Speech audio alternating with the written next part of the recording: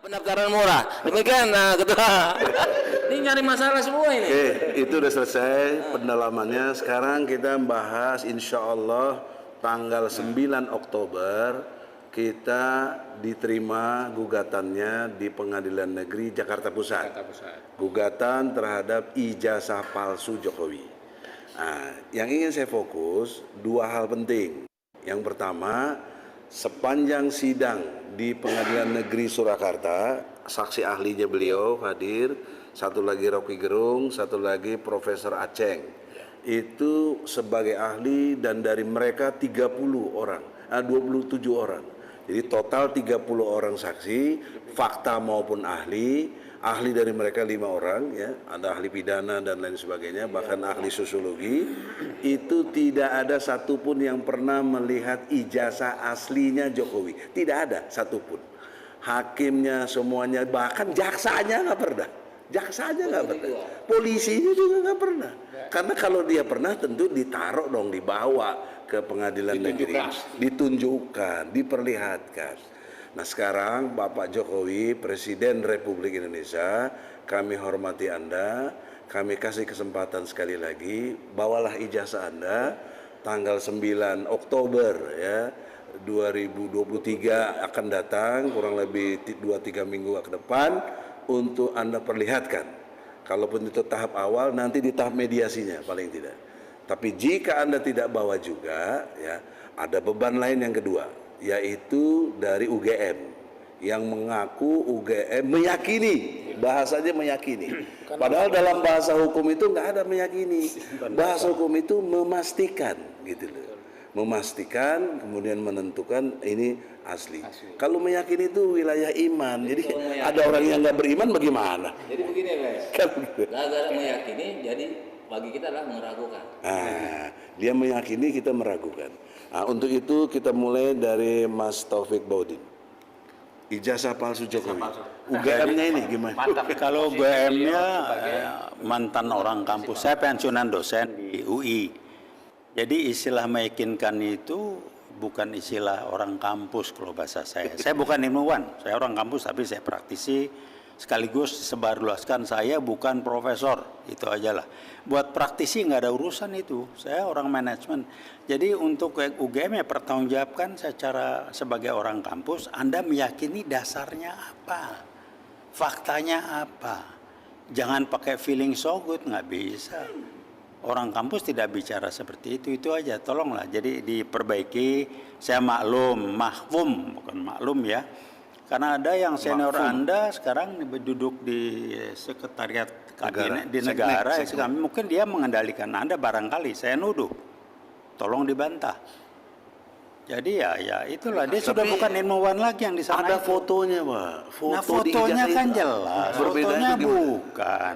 Saya tidak ahli forensik, tapi lihat fotonya, hidungnya beda, kupingnya beda, ini foto orang dipasang, giginya beda. Jadi bukan, ternyata itu foto almarhum mantan adik ipar. Jadi tolong bawalah, ini aja udah pemalsuan. Tapi kenapa UGM tetap berani meyakini? Perintah dari senior. Saya memahami itu bahaya dong, intelektual banyak UGM, Bos. Dan yang neken kan orang kampus mantan, pertaruhkan nama. tapi sudah menjadi politisi, bukan akademisi lagi. Urusan apa? Karena dia dapat cuan dari situ, menjual latar belakang akademisinya untuk dapat cuan sebagai politisi. Barangkali itu aja. Salam buat Pak yang seknek kita ini. Saya siap kalau ketemu diskusi. Ayo kita ngomong. Dia lagi sakit Pak kabarnya. Nah, ya segera sembuh lah, ntar nggak bisa diskusi kita kalau sakit. Tidak perlu panjang lebar, tunjukin aja. Tunjukin apa? Selesai, Jelasin tuh hidung beda ini foto siapa. Jadi ya udahlah. Nah catat, tolong dicek minimal Pak Jokowi tidak pernah minta maaf kalau bohongnya terbuka. Mohon maaf saya keliru, nggak ada. Saya tidak pernah dengar di medsos. Insya Allah nggak pernah. Saya nggak pernah dengar di medsos beliau berbicara alhamdulillah. 3 aja, yang lain masih banyak. Jadi itu aja lah. Itu saya belajar gituan, jadi saya tahu minta maaf, kemudian insya Allah, alhamdulillah. Itu tanda-tanda apa itu, Bos? Tanda-tanda orang SQ-nya jongkok. Mau saya scan ya? Siap, saya kenal dekat. Terima kasih. Sekarang dari ahli pidana. Ya. Pertanyaannya begini, brother. Kan kalau dugaan dari Pak Taufik UI ini ada kekeliruan serius secara data-data, maka menjadi peristiwa pidana nggak? Ya. Untuk kelanjutan. Silakan dikomentari secara keilmuan. Begini ya. Langsung, enggak langsung. Ya, baik. Kita karena hukum kita itu berasal dari Belanda, jadi kenapa disebut hukum kita dari Belanda? Asalnya 1 Januari 1918 disebut Wetboek van Strafrecht voor Nederland Indie. Jadi kitab undang-undang hukum pidana untuk India Belanda. Lalu ada pernyataan menarik tadi. Kejahatan atau delik atau tindak pidana itu aslinya kan dari bahasa Belanda strafbarfeit. Straf itu hukuman, bar itu boleh, fight itu perilaku jelek. Jadi perilaku jelek yang mengandung unsur pidana yang bisa dipidana atau boleh dipidana. Nah pertanyaannya kembali kepada yang ditanyakan oleh Bang Egy, yang namanya asli itu hanya satu. Mungkin saya kalau salah dikoreksi sama beliau yang sama-sama menjadi akademisi, cuma beliau udah purna. Yang namanya asli ijazah itu hanya satu. Kalau hilang Bukan keluar.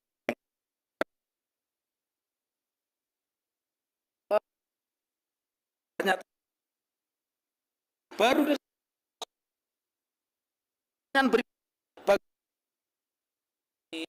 tapi rusak itu urusan laboratorium forensik. Di dalam ilmu pidana namanya scientific justice, dan sebuah kejahatan dengan ilmu pengetahuan. Dua hal itu tidak dilakukan bandingkan yang asli tidak ada, ataukah kalau itu rusak diuji di laboratorium forensik juga tidak ada. Jadi saya sepakat, dan insya Allah tadi waktu offline saya juga di kalau bahasa Jawanya dijawil gitu, apa itu namanya, ditepuk itu. Nanti Mas Taufik hadir. Oh siap, saya sebagai ahli akan membuktikan, dan alhamdulillah menyambung yang disampaikan Prof. Egy Sujana di dalam persidangan itu pasal tentang penistaan agama tidak pernah terbukti. Jadi pasal hoax tidak pernah terbukti karena dari 6 tahun menjadi 4 tahun. Nah artinya itu menjadi dasar hukum juga di dalam gugatan yang baru nanti, bahwa keterangan putusan di pengadilan banding dijadikan dasar juga atau bukti di dalam persidangan bahwa tidak pernah ada dua hal, menyodorkan ijazah asli dan uji laboratorium forensik sebagai bagian dari scientific justice crime. Jadi kalau saya bingung, ada bahasa meyakini kalau itu seorang dukun boleh itu Pak Taufik ya, dukun. Saya meyakini wangsitnya turun pukul 24.00 ya. Sama satu lagi, Apa belum dijelaskan yang yakin dokter Andesnya atau insinyurnya Atau doktornya. Betul. Oh wah, buat Jokowi ya. dokter Andes atau insinyur. Itu aja belum bisa dijelasin. Yang Pak. mana tuh yang diyakini yang mana? Jadi Atau dua-duanya nggak jelas. jadi saya pikir Makin tidak jelas lagi kalau saya pikir tegas. Saya malah meyakini kalau Cak Nun itu pernah kuliah filsafat dan ekonomi di UGM itu iya, karena ada teman-temannya ya. Cak Nun itu Kalau benar. konteks logika sih yang insinyurnya bos, karena fakultas kehutanan. Nggak mungkin dokter Andes. Yang ngomong dia dokter Andes. pada waktu Wali Kota Solo. Wali Kota Solo. Wali Kota Solo dokter itu. Andes. Iya ini maksudnya UGM meyakini itu yang insinyurnya. Ya, Oh, itu. iya. Jelas-jelas lah. Jadi tadi justice crime, Ya, state of crime punya hubungan kan? Karena kan yudikatif itu adalah bagian daripada state. punya. Terorisme ada state of terrorism, orang yang menciptakan ketakutan kepada warga negaranya itu namanya state of terrorism. Nah sekarang fokus brother, kita ini masuk juga bikin gugatan buat ketua PN. Ya, Ketua PN Surakarta kita gugat nih.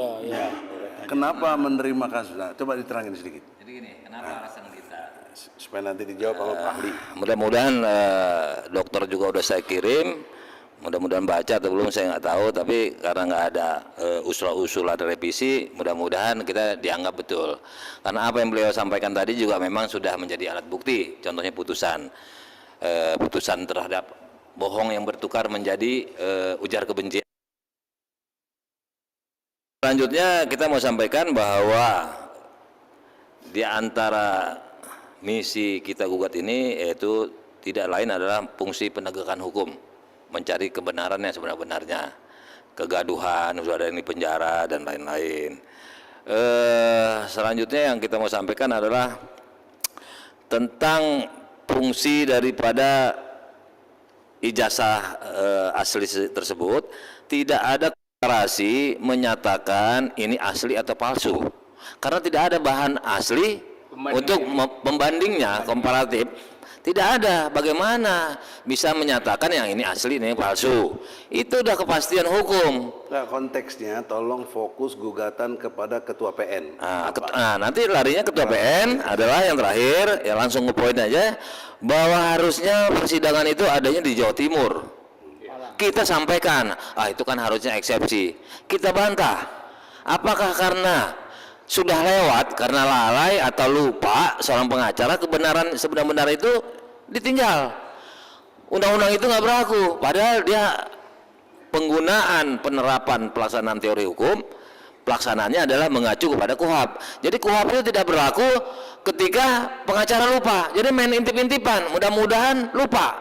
Kita udah sampaikan bahwa ini ada di sana. Nah, jadi banyak yang menyampaikan kok ranahnya ketua pengadilan digugat. Kita bukan masalah banding kasasi, itu udah kita lakukan. Kasasi kita lakukan. Ya, kalau itu bukan putusan majelis. Dari lawyer kita sendiri yang tidak mau eksepsi, itu masalahnya. Oke, artinya ini terpisah. Kenapa kita gugat ketua pengadilan adalah beliau melakukan perbuatan melawan hukum terhadap keberlakuan KUHP.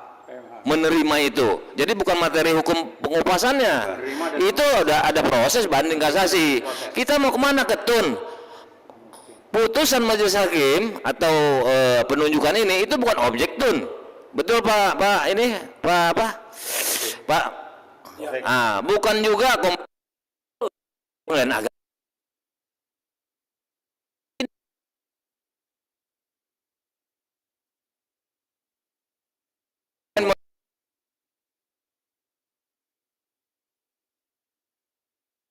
prosedur untuk itu pun dia nggak pernah ditampilkan. Harusnya ada di dalam BAP. Kita juga pasti punya, karena kan sama. Jika berikut hukumnya, sebenarnya putusan itu semua batal demi hukum. Batal demi hukum, tidak berwenang itu mengadili. Apalagi putusannya, mengadilinya ya sudah tidak sah. Begitu.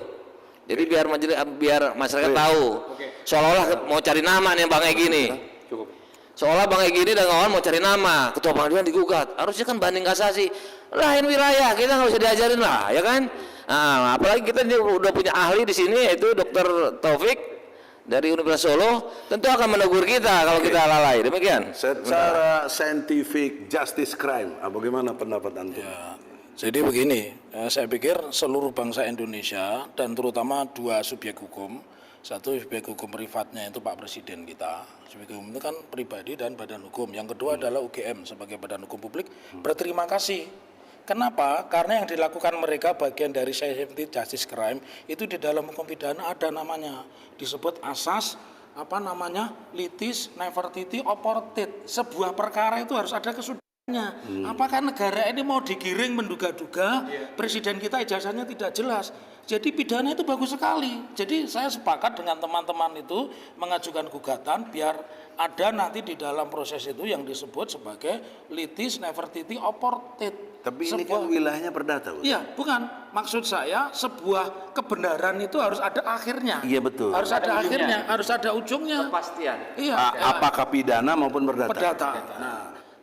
Dan itu kalau di dalam pidana namanya asas legalitas ya.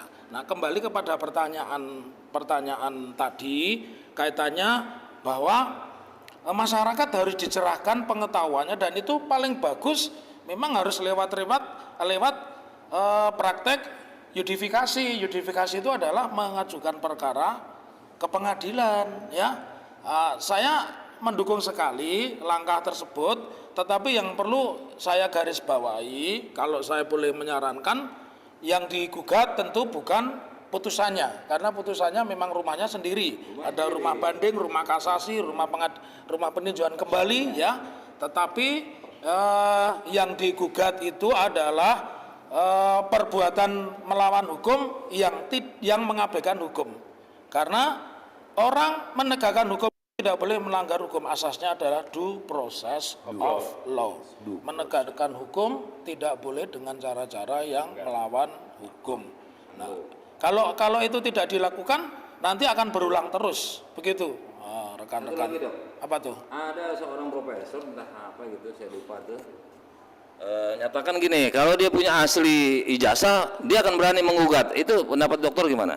Nah, saya perlu pertanyakan, profesor itu kalau dalam akademik itu yang amat terpelajar.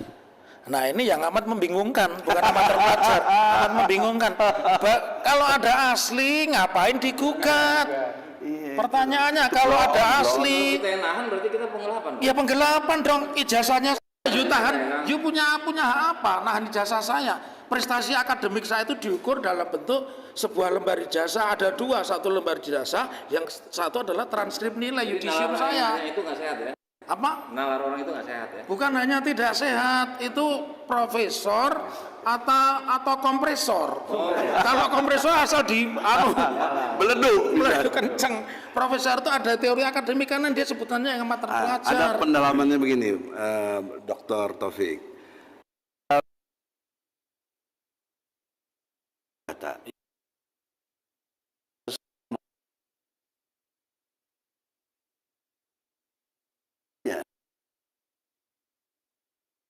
Di perdata Ya, nanti. oke, ini satu pertanyaan mereka. Kalau di dalam perdata, seseorang membuktikan itu kan meneguhkan bahwa saya teguh, saya meyakini. Kita balik sekarang, saya meyakini bahwa ijazah itu tidak asli karena sampai hari ini tidak pernah ada bukti yang menyandingkan di dalam ilmu pidana yang namanya palsu dan tidak palsu atau palsu dengan Harus asli lab itu harus claim. dibanding. Tadi dua cara, yang asli tunjukkan. Tapi Dan bukan lab kata profesor kita pegang aslinya. Kalau kita pegang aslinya fitnah kita kenanya. Orang sudah tahu aslinya kok kenapa mesti Gugat. mesti namanya Hari Mulyono, namanya Jokowi, namanya ini kan begitu. Iya, nggak Kan perlu tidak gugat. mungkin ijazahnya Egy Sujana namanya bisa berganti Edi Sujana Iya. atau Edi Mulyadi, kan tidak bisa. Jadi secara faktual ketika kita meneguhkan sebenarnya hukum itu tidak apa ya, tidak letter luck ya. Artinya hukum itu juga mengenal asas-asas progresif. Nah, di dalam persidangan orang yang digugat dia harus membuktikan bahwa kan di dalam perkara perdata itu mendalihkan bahwa penggugat mendalihkan kamu tidak punya ijazah. Orang yang digugat harus mendalihkan saya punya ijazah, tunjukkan di depan sidang. Jadi itu ide yang cerdas. Kalau ternyata tidak bisa membuktikan ya berarti gugatannya benar gitu loh. Nah, kalau konteksnya kami yang menggugat, ya. itu mulai tanggal 9 insya Allah, Ya. itu kita berani mengatakan kami sudah membuktikan Ya. bahwa Jokowi ijazahnya palsu. Ya. Apa dasarnya? Putusan pengadilan. Betul. Yang betul. Surakarta. Betul. Bahkan putusan pengadilan tinggi, Ya. Jawa Tengah. Jadi bisa nggak menjadi argumentasi bahwa itu menjadi alat bukti kita? Bisa. Karena begini Maksudnya walaupun belum ini. ya belum. Enggak, sudah inkrah, sudah kasasi, sudah sampai turun Tapi kasasi. belum vonis kalau untuk Bambang. Kalau Gus Nur udah. Ya, Enggak, UPN dan banding udah inkrah. Sudah inkrah. Yang belum inkrah kasasi. Kasasi, ya. Kasasi udah inkrah. Udah inkrah. Udah. Udah. Katanya ditolak Bang. kembali 4 tahun kan? Iya. 4 tahun kembali 4 tahun. Jadi karena Berarti ditolak. Iya. Mama Tri belum. Babang Tri belum ya? Ya, belum. Nah, jadi kalau kembali bahwa Berarti udah inkrah Pak ya? ya, bagaimana membuktikannya itu bisa menjadi satu alat bukti ya, alat bukti yang mendalihkan bahwa gugatan kita didasarkan pada satu proses hukum, dan menurut saya itu ide yang cerdas dan itu bukti yang kuat, tidak bisa dibantahkan karena kedudukan putusan pengadilan itu adalah akta otentik. Akta otentik Oke. ya, Itu bisa jadi alat bukti ya? bisa jadi alat Nah, sekarang bukti. pertanyaan seriusnya, karena klien kita ini bertanya ke saya, Ya, kami confused Bang, nanti mungkin kami nggak PK. Saya sarankan peluang hukum sekecil apapun pakai. ya. PK harus dilakukan, menurut hemat saya. Ya. Kalau dokter gimana pendapat? Jadi yang namanya upaya hukum itu ada upaya hukum biasa, luar biasa. Artinya negara memberikan ruang itu ya semua diambil, Iya, semua digunakan, harusnya. semua digunakan. Karena itu oportunitas, Iya, kesempatan. kebebasan kita memilih, kesempatan kita dapat gitu loh. Jadi kalau ada peluang itu ya diambil gitu. ya tolong klien dengarkan, Ya. ini ahli yang ngomong, lakukan PK. Jadi kalau memang hukum acara itu mengatur ada upaya hukum biasa, ya peradilan pertama, peradilan banding, peradilan Mahkamah Agung, kemudian ada upaya hukum luar biasa.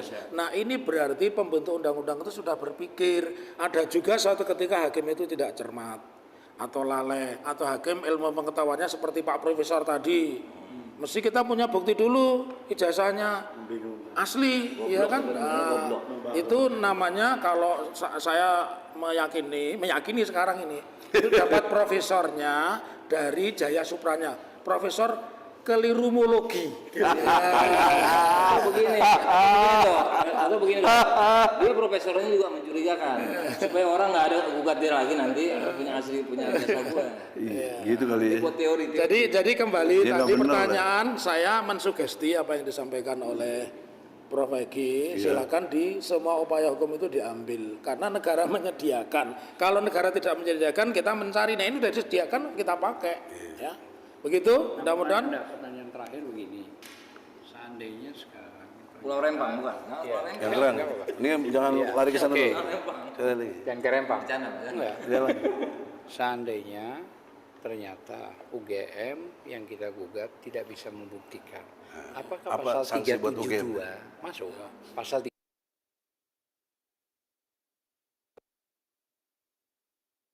Tidak memakai pasal kecil. 23. Saya pasalnya pasal hoax. Bisa kena 14 ayat 1. 10 tahun, 10 tahun. 10 tahun. Iya, itu.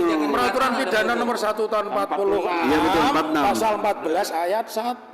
Segala Ini baru hoax. diskresinya batal nggak demi hukum? Ya batal demi hukum. Utang-utangnya juga Ya, batal. silakan itu mau rempang, segala macem Enggak, itu saya yang mau satu yang batal nih, saya Iya, setuju. iya. Utangnya batal nggak? batal. Batal. Batal demi Terus hukum. Hutang apa? Utangnya dia dua hampir Karena yang 200 triliun. mengatasnamakan negara 8.000 belakangan 200 tambah ada lagi. ini Betawi itu begini, Betawi ini berantem sendiri. Lanjut. Jadi saya menyarankan kalau nanti kemudian itu terbukti Universitas tidak bisa membuktikan. Gajah tidak bisa membuktikan, saya tidak setuju hanya dengan pasal 372, 378, Pasal 14. 14 ayat Undang-Undang 1. nomor 1 Tahun tahun 46. Itu pasal Monas. Bisa akumulasi nggak dengan tambah pasal 263? Bisa. Karena 6 Bisa. tahun itu. Iya, bisa. Pasal Jadi 16 tahun. Bisa juga ditambah pasal 28 ayat 2 ancamannya Itu kan natal untuk juga. rektornya Iya. atau dekannya. Iya. Ini untuk lembaga UGM-nya gimana? Lembaga UGM-nya ya berarti kredibilitasnya bertanya karena tadi saya bilang Indonesia itu ada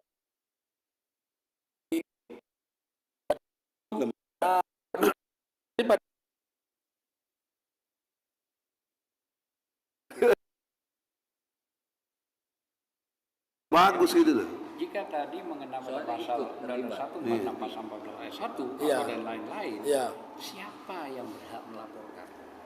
Begini, ini pertanyaan bagus. Di dalam perkara pidana itu ada 2 delik secara umum, delik umum, delik Tanggung khusus. Pak, dikit lagi. Habis. Dan delik umum itu ada dibagi lagi delik aduan. Iya. Kalau kejahatan yang sifatnya umum, pemalsuan, pembunuhan, ya, penggelapan itu delik umum, siapapun yang melihat dia bisa melapor. Itu pasal 108. 108 Berarti kita semua bisa. punya, Anda punya locus standi, Anda punya hak itu, ya. Dasarnya pasal 108. Gitu. Kuhab. Ya. Oke. Dan nanti begini, Eh, karena bicara KUHAP, saya minta Ibu tambahkan pasal 98 KUHAP digabungkan perkara pidana dan perdata. Dari kerugian bangsa Indonesia itu minta hakim untuk diputus juga. Pasal 98 ya? 98 KUHAP. UGM ya? Iya. Kepada negara terserah. Nah, pertanyaan ini penting nih. Kalau misalnya prinsipal kita Bambang Tri minta ganti rugi, boleh nggak tuh? Boleh sekali. Nanti kita dikecanya ini gugat-gugat cari duit lagi. Ya, justru lucu Nah, itu kalau ya. you Bagaimana mengajukan bantah gugatan. Gugatan itu kan ada perbuatan melawan hukum. Kalau perbuatan melawan hukum berarti menimbulkan kepada orang lain. Orang lain itu harus mengganti rugi, kan buktinya Apalagi begitu. sudah di penjara. Iya, harus begitu. Bang Menteri minta. Iya. Tapi kalau dia mau Pak Jokowi minta maaf sekarang, dia 1 triliun juga mau. Ya. Oke. Oke ya. Terima kasih. Terima kasih. Assalamualaikum. Terima kasih. Istrinya ada.